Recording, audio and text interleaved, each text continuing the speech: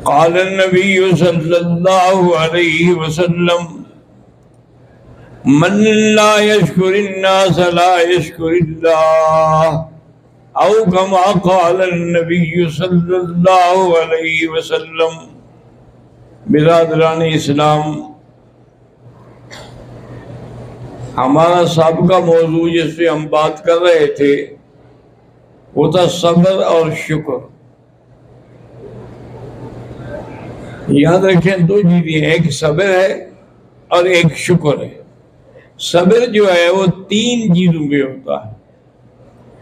الصبر عند الصدمۃ الاولی، جب کوئی تکلیف پہنچے تو فوراً صبر کرے، ورنہ روتے روتے تو سب کو صبر آ جاتا ہے۔ الصبر عند الصدمۃ الاولی، اور دوسرا یہ ہے کہ صبر عن المعصیہ، گناہوں سے صبر کرو کہ، اور تیسرا یہ ہے کہ الصبر علی الطاعہ، اللہ کی فرما برداری پہ دائم قائم رہے۔ حضور صلی اللہ علیہ وسلم قبرستان سے گزرے، دیکھا کہ ایک عورت ہے قبر پہ بیٹھ کے بڑا رو رہی ہے اور ویلا کر رہی ہے۔ حضور صلی اللہ علیہ وسلم نے فرمایا فاصبر ولتحتسب، صبر کر اور اللہ سے ثواب طلب کر۔ اور کہا الیک عنی، یعنی کون ہے آپ؟ میں مجبور ہوں، میں اپنے صدمے کو رو رہی ہوں۔ حضور صلی اللہ علیہ وسلم سمجھ گئے کہ اس کا دماغ کام نہیں کر رہا ہے اس وقت صدمے سے۔ آپ چلے گئے تو ایک آدمی آیا، اس نے کہا اللہ کی بندی کس کو تم نے کہا تھا کہ چلے جاؤ؟ الیک عنی، وہ تو اللہ کے پیغمبر تھے۔ تو پھر بی وہاں سے دوڑی، حضور صلی اللہ علیہ وسلم کے قدموں میں آ کے گر گئی اور کہا حضور مجھے معاف کر دیں، مجھے پتہ نہیں تھا کہ آپ فرمائیں۔ انہوں نے کہا نہیں، میری بات نہیں، بات یہ ہے کہ صدمہ صبر ہوتا ہے عند الصدمۃ الاولی، جب مصیبت آئے تو صبر کرے۔ یہ بعد میں رو رو کے تو خود بخود صبر آ جائے گا، اس کو صبر نہیں کہتے ہیں۔ اور اگر صبر کرو گے تو اللہ نے بشارت دی ہے قرآن میں کہ بشر الصابرین، صبر کرنے والوں کو خوشخبری دے دو، مبارک دے دو، بشارت دے دو۔ الذین اذا اصابتہم مصیبۃ قالوا انا للہ وانا الیہ راجعون، جن کو کوئی بھی مصیبت آتی ہے، اور ایک بات یاد رکھیں کہ ہمارے اکثر احباب یہ سمجھتے ہیں کہ انا للہ و انا الیہ راجعون صرف موت پہ پڑھا جاتا ہے جب کوئی مر جائے، حالانکہ یہ بات نہیں ہے۔ بات یہ ہے کہ معمولی سی مصیبت بھی ہو تو پڑھو انا للہ و انا الیہ راجعون، بڑی مصیبت ہو، معمولی ہو، موت ہو، کچھ ہو، تو ہمیں یہی حکم ہے کہ ہم صبر کریں اور پڑھیں انا للہ و انا الیہ راجعون۔ حضور صلی اللہ علیہ وسلم آپ بیٹھے تھے کہ آپ کی بیٹی بی بی زینب نے پیغام بھیجا کہ حضور صلی اللہ علیہ وسلم کے تشریف لے آئے میرے گھر میں۔ حضور کے علم میں بھی تھا اور سمجھ بھی گئے، اور میں جا کے میری بیٹی کو سلام کہہ دو، اس کو کہو کہ فاصبر ولتحتسب، صبر کرو، اللہ سے ثواب طلب کرو، نہ کوئی کسی کی موت کو روک سکتا ہے نہ حیات کو روک سکتا ہے۔ تو بیوی صاحبہ کو بھی اللہ کے پیغمبر نے یہی سبق دیا کہ صبر کرو، کیونکہ صبر ایک بہت بڑی نعمت ہے، جن کا یعنی آپ اندازہ کریں کہ صبر کے لیے کتنا بڑا اجر ہے۔ اولئک یجزون الغرفۃ بما صبروا ویلقون فیہا تحیۃ وسلاما۔ اور اسی طریقے سے فرمایا ان المتقین فی جنات وحریر یلبسون من سندس خضر واستبرق۔ تو یہ صبر والوں کے لیے بڑا مقام ہے۔ واقعہ تاریخ میں آتا ہے کہ ایک بزرگ تھے، ان کو عبادت میں لطف نہیں آ رہا تھا کہ بھی کیا لوگ بیٹھے ہیں، کوئی کچھ کر رہا ہے، کوئی کچھ کر رہا ہے۔ جیسے میں بھی رہا تو تکلیف تھی، ڈاکٹر کے پاس گیا تھا تو یہی کہہ رہے تھے مجھے کہ آپ کے درس میں بھی پتہ نہیں آپ کے پیچھے کون لوگ بیٹھے ہوتے ہیں، کوئی چائے پی رہا ہے، کوئی گپ لگا رہا ہے، کوئی ہنسی مذاق کر رہا ہے، وہ ٹھٹا مخول کر رہا ہے. تو انہوں نے کہا بھی یہی سبق سیکھا ہے انہوں نے. تو اگر وہ آپ کے لوگ آپ سے نہیں سیکھتے تو ہم کیا سیکھیں گے؟ کم سے کم آدمی جب کسی درس میں بیٹھا ہو، کسی بات میں بیٹھا ہو تو اس کو ادب کے ساتھ سننا چاہیے، نہ کہ وہ اس کو مذاق میں اڑا دے. تو اس بندے نے سوچا کہ چلو چھوڑو اس بستی کو. وہ ایک جزیرہ تھا، اس میں جا کے بیٹھ گیا اور نہ کوئی کھانے کا انتظام ہے نہ کوئی چیز ہے. اللہ نے اس کے لیے چشمہ جاری کر دیا کہ پانی تو چشمے سے پیے، اور ایک انار کا درخت لگ گیا، روزانہ ایک انار اس کو لگتا تھا. تو وہ ایک انار کھا لیتا، پانی پی لیتا اور رات دن اللہ کی عبادت میں لگا رہتا.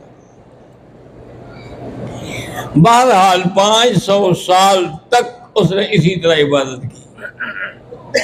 اس کے بعد موت کا وقت آ گیا، موت کی گھڑی آ گئی. اللہ تبارک و تعالیٰ کے ملائکہ روح کو قبض کر کے جنت میں لے گئے. اللہ نے فرمایا میرے بندے تو نے جو عبادت کی ہے مجھے قبول ہے، لیکن میں تمہیں اپنے فضل سے جنت میں بھیج رہا ہوں. جنت جب بھی ملے گی فضل سے ملے گی، عدل سے نہیں ملتی. اگر اللہ ہمارے ساتھ عدل کریں تو پھر تو ہم کو حساب دینے کے قابل ہی نہیں ہیں، لیکن فضل ہے جس کی وجہ سے ساری خطائیں ہماری معاف ہو جاتی ہیں. اب اس بندے کو جنت کی طرف لے جا رہے تھے اور دل میں خیال آ گیا کہ میری 500 سال کی محنت کو کوئی اہمیت ہی نہیں دی اللہ نے. جنت میں بھی بھیجا تو اپنی مہربانی سے فضل سے بھیجا. اللہ نے فرمایا فرشتوں سے کہ اس کو لے جاؤ، اس کو جہنم کا نظارہ کراؤ، لیکن جہنم سے اتنا دور رکھنا کہ اس کو تکلیف نہ پہنچے. جب وہاں سے گزرا تو اللہ معاف کرے وہ تو جناب سارے گلا خشک ہو گیا، پانی کی پیاس، العطش العطش العطش. ایک فرشتہ پانی لے کے آ گیا. انہوں نے کہا پانی ہے لیکن اس کی قیمت دینی پڑے گی. انہوں نے کہا ابھی کیا قیمت ہے؟ انہوں نے کہا 500 سال کی بات دے تو ایک گلاس پانی کا لے گا. انہوں نے کہا ابھی 500 سال کی بات تو میرے پاس ہے، وہ لے لو تم، مجھے پانی دو میں مر جاؤں گا. کیا پانی پیا، کچھ ہوش آیا تو اس نے سوچا اب اللہ نے حکم دیا کہ اس سے پوچھو ایک گلاس پانی کی قیمت 500 سال ہے، تو روز جو تم چشمے کا پانی پیتے رہے اور روزانہ جو تم انار کھاتے رہے اس کا حساب کون دے گا؟ اس کا جزا کیا ہوگی؟ تو اس لیے ہمیشہ یاد رکھیں کہ صبر جو ہے ایک بڑی عظیم نعمت ہے. اللہ نے قرآن میں وَلِمَنْ صَبَرَ وَغَفَرَ إِنَّ ذَلِكَ مِنْ عَزْمِ الْأُمُورِ. جو صبر کرے اللہ اس کی بخشش بھی کریں گے، اور صبر کرنا ایک بڑے اہم کاموں میں سے ہے. حضرت لقمان نے اپنے بیٹے کو فرمایا کہ میرے بیٹے یا بنیا اقم الصلاۃ وامر بالمعروف ونہی عن المنکر واصبر. تو انہوں نے بھی یہی صبر کا سبق دیا. ولا تصعر خدک للناس ولا تمشی فی الارض مرحا. تم اپنا چہرہ لوگوں کو دیکھ کے بگاڑا نہ کرو اور نہ زمین میں اکڑ کے چلو. کوئی زمین پر اکڑ کے چلو گے تو کیا زمین پھٹ جائے گی؟ ان اللہ لا يحب كل مختال فخور. اللہ تبارک و تعالیٰ کسی تفاخر کرنے والے کو، فخر کرنے والے کو پسند نہیں فرماتے ہیں. اسی طرح میرے اللہ نے فرمایا کہ میرے بندے تم اس بات کو جو تمہارے سامنے کھانا آیا ہے، لقمہ ہے، اس لقمے میں تو غور کرو کیسے آیا ہے تمہارے پاس. اللہ تبارک و تعالیٰ نے فرمایا کہ فَلْيَنظُرِ الْإِنسَانُ مِمَّا خُلِقَ خُلِقَ مِن مَّاءٍ دَافِقٍ يَخْرُجُ مِن بَيْنِ الصُّلْبِ وَالتَّرَائِبِ. اور اسی طرح فرمایا انا صببنا الماء صبا شققنا الارض شقا فانبتنا فيها حبا وعنبا وقضبا وزيتونا ونخلا متاعا لكم ولانعامكم. اللہ نے فرمایا میرے بندے میں نے تیرے لیے زمین پیدا کی، میں نے اس پہ بارش برسائی، میں نے زمین کو چیرا، میں نے اس سے درخت پیدا کیے، کھجوریں پیدا کی، انگور پیدا کیے، تیرے لیے اور تیرے مال مویشی کے لیے بھی غذا پیدا کی ہے. تو ایک لقمہ تمہارے پاس کیسے پہنچا ہے؟ اتنے آدمیوں نے اس پہ کام کیا ہے، پھر جا کر تمہیں وہ لقمہ نصیب ہوا ہے تو تم اس کے بارے میں فکر نہیں کرتے ہو. اسی لیے شیخ سعدی رحمۃ اللہ علیہ نے فرمایا تھا کہ اللہ کی کس نعمت کا ہم شکر کر سکتے ہیں؟ وَإِن تَعُدُّوا نِعْمَةَ اللَّهِ لَا تُحْصُوهَا. اگر اللہ کی نعمتیں ہم شمار کریں تو ہم تو گن ہی نہیں سکتے. حضرت شیخ سعدی فرماتے ہیں کہ جو سانس تم اندر لیتے ہو یہ سبب حیات ہے، اور جو سانس باہر بھیجتے ہو یہ اخراج فضلات ہے، کاربن آکسائڈ بن کے نکل جاتا ہے. تو ایک ایک سانس پر تو اللہ کی اتنی بڑی نعمتیں ہیں تمہارے اوپر. ذرا سا سانس بند ہو جائے پھر دیکھو کیا ہوتا ہے.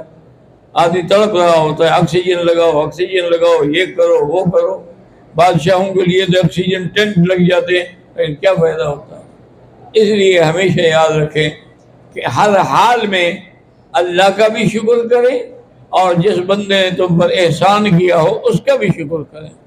کیونکہ حدیث میں آتا ہے، حضور نے فرمایا کہ جو بندہ اللہ کا شکر ادا نہیں کرتا، بندے کا شکر ادا نہیں کرتا، وہ اللہ کا بھی شکر ادا نہیں کرتا. تو بندے کو بھی باقاعدہ جزاک اللہ خیر آخنا چاہیے. اگر اس کے بدلے میں کچھ دے سکتے ہو دے دو، نہیں دے سکتے ہو تو سب سے بڑا بدلہ ہے جزاک اللہ خیرا، دعا کر دو اس کے لیے. تو اللہ پاک آپ کو اور ہمیں ہر مسلمان کو صبر کی توفیق عطا فرمائے اور شکر کی توفیق عطا فرمائے. صبر اور شکر جو ہے یہ مقابل ہے. جیسے فرمایا انا ہدیناہ السبیل اما شاکرا و اما کفورا. یا شکر گزار ہوگا یا نافرمان ہوگا. تو اللہ نافرمانی سے بچائے اور شکر کی توفیق عطا فرمائے.